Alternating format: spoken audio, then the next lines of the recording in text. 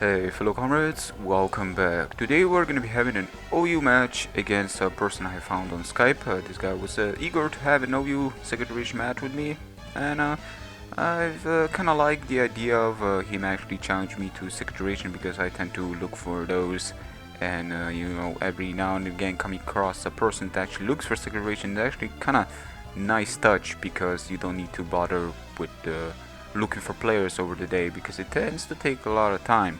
But anyways, so let's get right into it. So he's gonna lead with Cloister, I'm gonna lead with T-Tar, because Rock Slide I'm guessing is not even a free shot, knowing that Cloister immense bulk and the lack of true power over Stone Edge that isn't existent this generation. I'm gonna switch out Raikou and he's gonna put up the spikes. On the next turn I'm expecting him to switch out to like a ground type. I'm expecting something unexpectable, but he does have it in form of Marowak. Luckily I didn't go for the T-Bolt.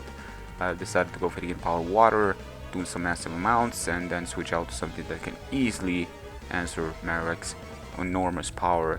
In this case it's gonna be Skarmory that can blow it away if stuff come down to worse, but they're surely not gonna be coming down to worse this early in the game.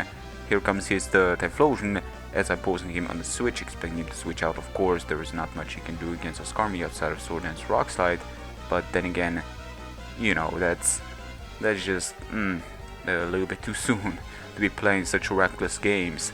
Anyways, the guy's gonna expect me to switch out to T-Tar and make a great move right there. Being that he has poison, he's probably thinking I'm gonna start to poison stall him, and he does a considerable amount. Now I'm thinking, okay, what are the chances of him going for Earthquake again, because it's very expected, and he may just predict me to switch out to Skarmory or something else. He still didn't see like 4 of my guys, if I'm not mistaken, or 3, but yeah, no, it's there. The possibility of me switching out to Skarmory, getting the poison even further down, is there, and he did predict the Skarmory switch. That's why T-Bolt, T-Bolt away there. That was a pretty good move on his part, considering that Earthquake was very expected. But then again, the question is, how would I play my cards after switching in my Skarmory, knowing that he can outspeed me? You know, that's something I didn't want to risk by just poison stalling him. So I did wear him down to a considerable amount, switch it out to Skarmory as he switches out to Tyranitar, and now I'm thinking, okay, I'm just gonna switch out to Machamp because Machamp can easily sponge whatever Tyranitar has to pack to offer me, and he's gonna go for the T-Bolt, which means that even Skarmory cannot stay in for the life of him. He doesn't appreciate T-Bolt or the Fire Blast, and most of the Tyranitars do pack one of those because they want to handle Skarmory's outside of having only totally physical moves, which Skarmory tends to sponge quite well and pretty much do the worst after that. Here comes the Cloister. I'm gonna go for a Cross Chop, do a considerable amount, but now I'm thinking, well, close to ground speed, and there's a big chance he can explode on me, or I can, miss with the Cross Chop. 80%, it's still only 80%, so I'm gonna switch out to Espeon. I guess he was expecting this because poisoning a Machamp, I don't know, I'm not too sure if that was really his main intent, but then again, this a switch of sorts, he may have just seen it coming, and if he did, then that was a great move on his behalf because the water wouldn't have done much. Well, it would have done some damage, but the thing is, the red prefer some direct damage outside of status, because status is going to wear me down, and this Pokemon is all about setting up. So poison is definitely going to heavily cripple that strategy in every respect. Anyways, Jolteon comes in here now, and out of all the things I've come to realize, this is probably Agility Jolteon with the Compass to Marowak with the Sword Hands. Definitely a setup I once used in the second generation, a very, very dangerous one. If you are not prepared for it, then you may just start praying, because the thing can really go through your team. It does a lot. +2 Sword Dance, Marowak's Earthquake nearly one-shots a Suicune in this game at full HP. That's pretty crazy, and if you one-shot a Suicune with standard damage, you know you have something powerful in your hands.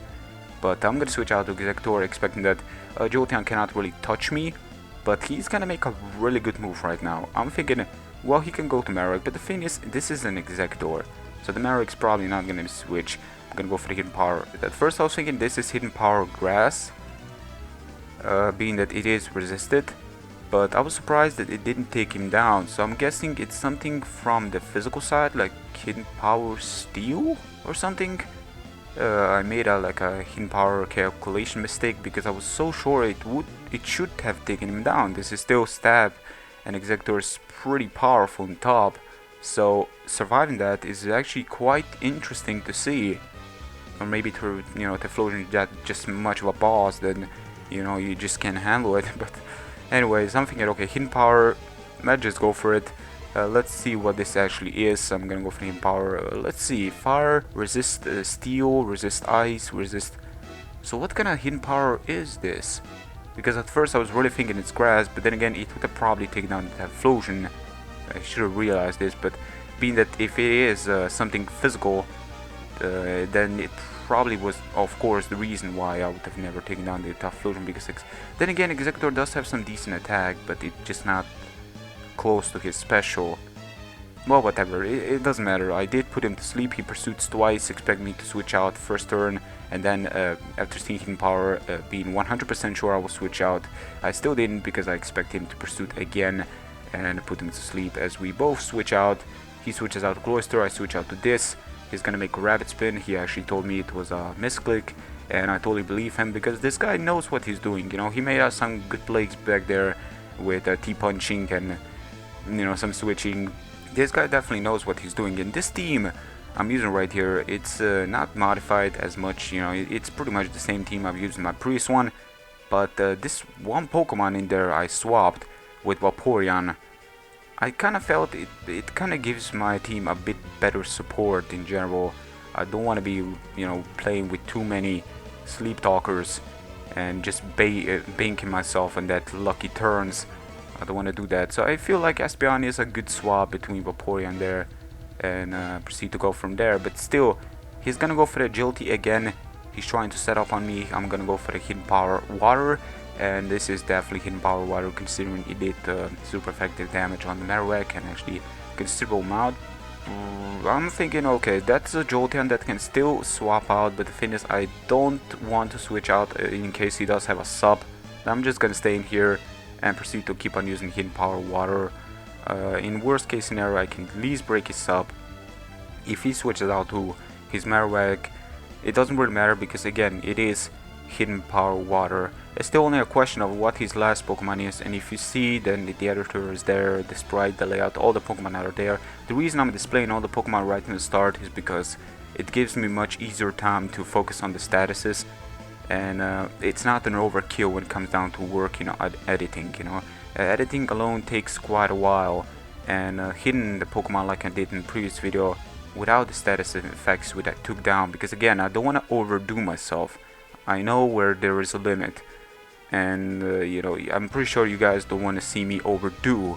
So yeah, that's the limit. So I'm just displaying like I'm displaying my stuff in the Federation, even after Federation not really displaying stuff.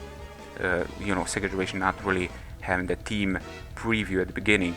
But I guess it can kind of give you some more information. I guess you can kind of look at stuff a little bit differently than we did as we jump into this game, not knowing what they have, but still, Anyways, I'm gonna go for the cross chop right now. I'm keep on using cross chop. He's just gonna let it slide, I guess, trying to wake up on the third turn, but unfortunately his Tyranitar kind of likes to sleep a lot. That's kind of unfortunate, but that big rock needs to rest here and there. You just cannot be all energetic when you have such structure in your hands. Still, I'm gonna go for the cross chop after Marowak comes in here. Marowak takes it well. I'm gonna give it that. Definitely takes it well considering that Marowak's HP is not the greatest, but his defense is pretty good. And Earthquake does a lot. My god, that is power. With +2, Earthquake coming down from Marowak can one-shot a Machamp at full HP, no problem. That right there is power. Cloyster that took my cross chop quite well, but this time around I'm just gonna stay in here because I'm thinking that Cloyster cannot one-shot me, and he's pretty much gonna go for the Toxic, I guess, expect me to switch out, but again, he can just explode if he does have it. Rapid Spin, Toxic, he probably doesn't even have it. Still, I'm gonna stay in here, Surf and all those things I can easily take, Jolteon comes in next, and I'm thinking at the amount of HP I'm at, with the help of lefties, I'm pretty sure I can take this next T-Ball my way, and I'm thinking, well, you know, it's still my champ, it can easily spawn special attacks, and I go for Earthquake instead of everything else because it does have perfect accuracy, and if he switches out, well, you know, something on his team is still gonna get somewhat damaged, and he does have a Charizard. Now, Charizard, when I think about it, this would have been a very big threat if he would have managed to Baton Pass safely into it, but luckily I was keep on using the Power Water back then, and if I was switch out to Executor, he could have, you know, switch out, if he would have had a sub, but then again, I believe he doesn't have it.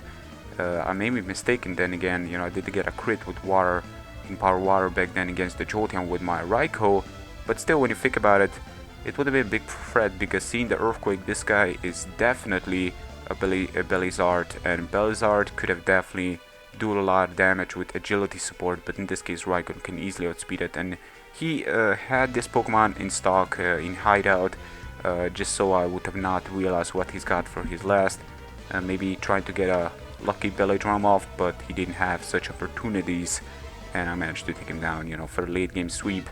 Unfortunately, he didn't have much opportunities, but I enjoyed this match a lot. And the scores, he did his best. I believe he did his best. There were some really good moves his behalf outside of that one misclick he did with Rap Spin that he told me. And you know, he did make some good moves, but it was just that, I don't know why, but I felt like my team, I had every single Pokemon that can easily answer his own Pokemon. So outside of some crazy double switches, there was not much he could have done against such a team I've used. I don't know how to explain. It's like some teams you use, it requires less risky turns, less pressure. Just you kind of feel once you start realizing what he's got and you look at your team, you kind of feel a little bit more safe. And you know, it was such a team that was going against his team, so I felt like you know, in situations like this, only double switches can save you.